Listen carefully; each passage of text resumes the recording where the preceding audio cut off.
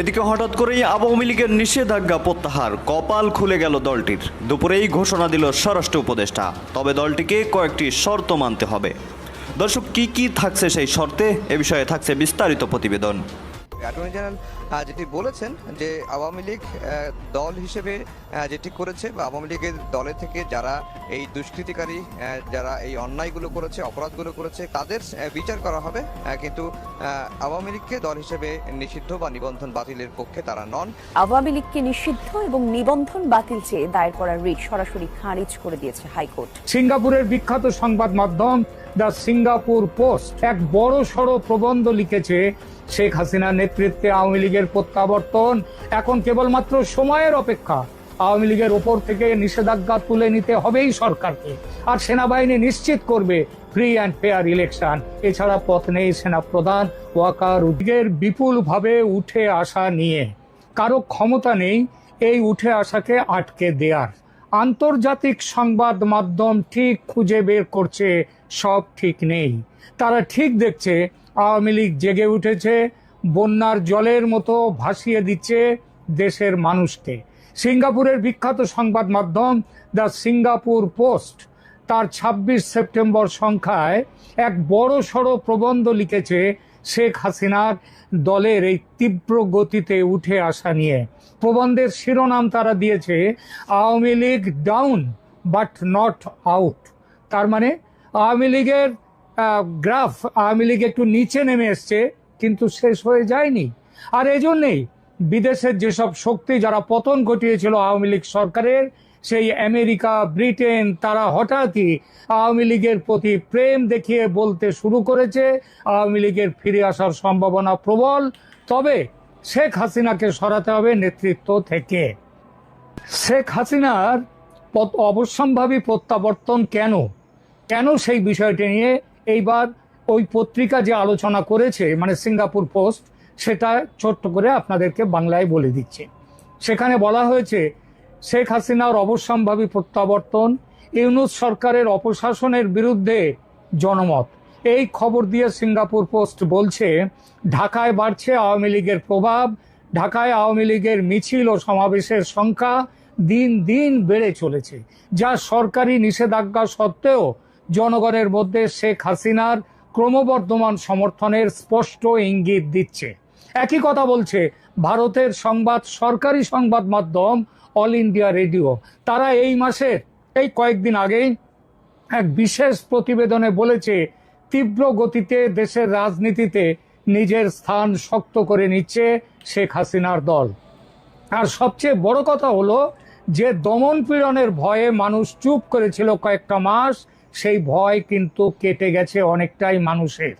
২০২৫ সালের সেপ্টেম্বরে পুলিশ একদিনেই ২৪৪ জন আওয়ামী লীগ কর্মীকে গ্রেপ্তার করেছিল, যা এ পর্যন্ত দৈনিক হিসাবে সর্বোচ্চ সংখ্যা।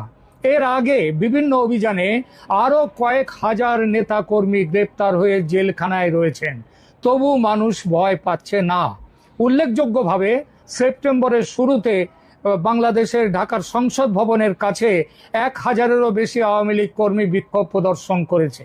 এছাড়া তেজগাঁও এলাকায় কয়েক হাজার মানুষ এবং গুলিস্তানের বাইতুল মোকাররম মসজিদের কাছে কয়েক হাজার মানুষের সমাবেশও হয়েছে।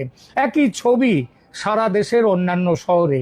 এই যে মানুষ এভাবে ব্যাপকভাবে বিপুলভাবে রাজপথে নেমে এসেছে ও আসছে, এরা সবাই যে আওয়ামী লীগের কর্মী বা সমর্থক বা আওয়ামী লীগকে ভোট দিয়ে এসেছে এতকাল, তা কিন্তু নয়।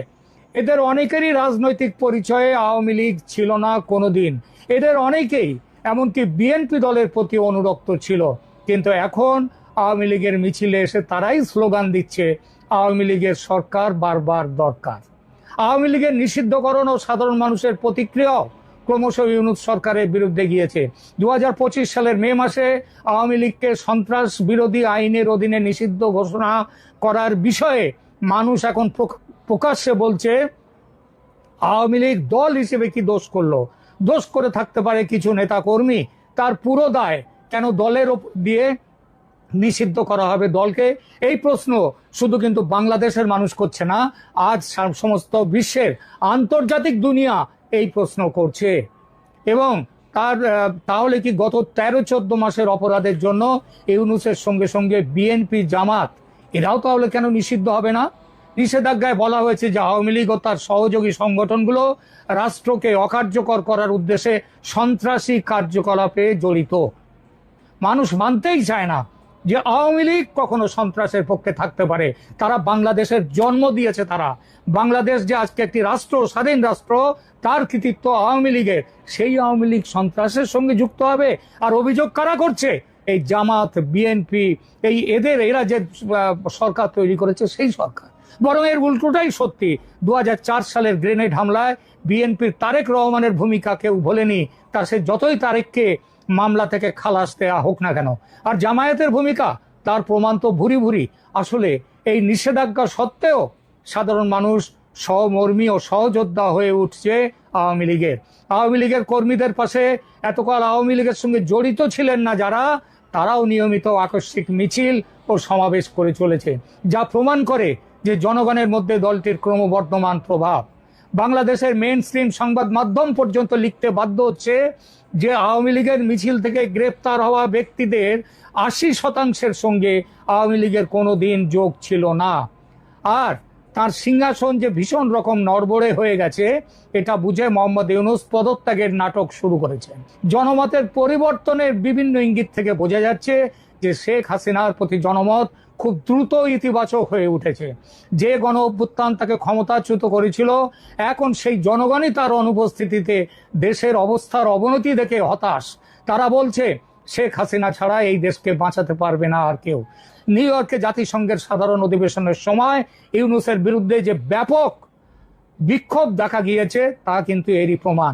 শেখ হাসিনার নেতৃত্বে আওয়ামী লীগের প্রত্যাবর্তন এখন কেবলমাত্র সময়ের অপেক্ষা। বর্তমান পরিস্থিতি বিশ্লেষণ করলে দেখা যায় যে শেখ হাসিনার রাজনৈতিক প্রত্যাবর্তনের ভিত্তি আগের চেয়েও মজবুত হয়ে উঠেছে এবং ক্রমশই মজবুত হচ্ছে। আগামী বছর ফেব্রুয়ারির ভোটে শেখ হাসিনার দলের পক্ষে সুনামির ইঙ্গিত স্পষ্ট পাওয়া যাচ্ছে। এই ইঙ্গিতের বিরোধিতা কেউ করতে পারবে না। আওয়ামী লীগের ওপর থেকে নিষেধাজ্ঞা তুলে নিতে হবেই সরকারকে। আর সেনাবাহিনী নিশ্চিত করবে ফ্রি অ্যান্ড ফেয়ার ইলেকশন। এছাড়া পথ নেই সেনা প্রধান ওয়াকারুজ্জামানের সামনেও। আমি এই মুহূর্তে আছি প্যারিসে, ফ্রান্সের রাজধানী। এইখানে এসে আমার যে কুলাঙ্গারের কথা মনে পড়ছে, যেই নষ্ট ভ্রষ্ট যে লোকটির কথা মনে পড়ছে, রাজাকারের প্রধান অ্যাপোলজিস্ট পিনাকি ভট্টাচার্য। দর্শক, আপনারা জানেন যে এই পিনাকি ভট্টাচার্যকে আমি চ্যালেঞ্জ দিয়েছিলাম। সে বলে বেড়াতো নানান ধরনের বড় বড় বাকুম বাকুম করতো, এই হল্লা করতো, এই করব সেই করব। ধরা খেলো একটি তথ্য দিয়ে যে মুক্তিযুদ্ধে নাকি মাত্র 2000 মানুষ শহীদ হয়েছে বাংলাদেশে। মানে রাজাকারের তো একটা লেভেল থাকবে, যেখানে পাকিস্তানিরা হামুদুর রহমান কমিশনের রিপোর্টে বলছে আমরা 26,000-এর সন্ধান পেয়েছি, সেখানে রাজাকারের বাচ্চারা এতই ভয়ঙ্কর, অর্থাৎ চামচামি এবং দালালির লেভেল এমনই পৌঁছেছে যে পাকিস্তানিদের সংখ্যা ওই দালাল বিশ্বাস না করে বলছে 2000-এর কথা। সে যাকে আপনারা জানেন যে এই রাজাকারের বাচ্চাকে আমি চ্যালেঞ্জ দিয়েছিলাম। আমি বলেছিলাম যে সে তার যাকে খুশি তাকে সে নিয়ে আসুক, আর আমি একা, আমাকে প্রমাণ করে দিক যুক্তি এবং তর্কে যে মুক্তিযুদ্ধে মাত্র 2000 নিহত হয়েছে। কোথায়কার কোন গার্ডিয়ানের না কার একটা চোথা বের করেছে, সেই চোথা বের করে প্রমাণ করতে চাইছে এ শুধু লম্বায় বেড়েছে, এর হাড্ডি শুধু বড়ই হয়েছে, গ্রে ম্যাটার যেটা আছে মগজে তার কিছুই তার হয়নি। পিনাকি, তোকে এই প্যারিসে এসে আমি আবার চ্যালেঞ্জ দিয়ে গেলাম, কালকে ইনভ্যালিডে থাকবো, ফ্রেঞ্চ পররাষ্ট্র মন্ত্রণালয়ের সামনে দুপুর 2টোয় চলে আসিস। তোর যে চ্যালেঞ্জ, লম্বা লম্বা কথা, আমাকে তোর বাসাতেই চলে এসেছি। তোর বাসাও আমি জানি, বাট তোর বাসার সামনে যাওয়ার প্রয়োজন বোধ করি না। কিন্তু তোকে তুই যেই শহরে তুই রিফিউজি, সেই শহরেই আসলাম। তুই তো শরণার্থী, মিথ্যা কথা বলে শরণার্থী হয়েছিস। তুই ওই ইনভ্যালিডে আসবি পররাষ্ট্র মন্ত্রণালয়ের সামনে এসে, তোর যদি হ্যাডম থাকে, তোর যদি সাহস থাকে, তাহলে আমি প্যারিসে এসেছি, তুই এসে আমাকে বোঝা। শত শত মানুষের সামনে ডিবেট হবে, তারা তোকে ঘিরে দেখবে। তুইও ডিবেট করবি, আমিও ডিবেট করব, প্রমাণ হয়ে যাবে কে জানে, কে যুক্তি দেয়, কে সত্য কথা বলে। তোকে আবার চ্যালেঞ্জ দিলাম, চলে আয়। আপনারা এই ভাইয়ের প্রশ্নটা হয়তো আপনারা শুনছেন, ভাই প্রশ্ন করছে যে একটা মহল খাগড়াছড়ি যে পরিস্থিতি এটা ঘোলাটে করার চেষ্টা করতেছে। একটা মহল আপনি এই প্রশ্নটা একটা মহল হলো, এটা আপনারা দেখবেন আমাদের দেশে কিন্তু একটা এখনই সনাতন ধর্মীদের একটা সবচেয়ে বড় উৎসব কিন্তু চলছে। এই উৎসবটাকে যেন আমরা শান্তিপূর্ণভাবে করার জন্য আমরা সব ধরনের প্রস্তুতি নিচ্ছি। বাট একটা মহল যারা চাচ্ছে যে এই উৎসবটা যেন ভালোভাবে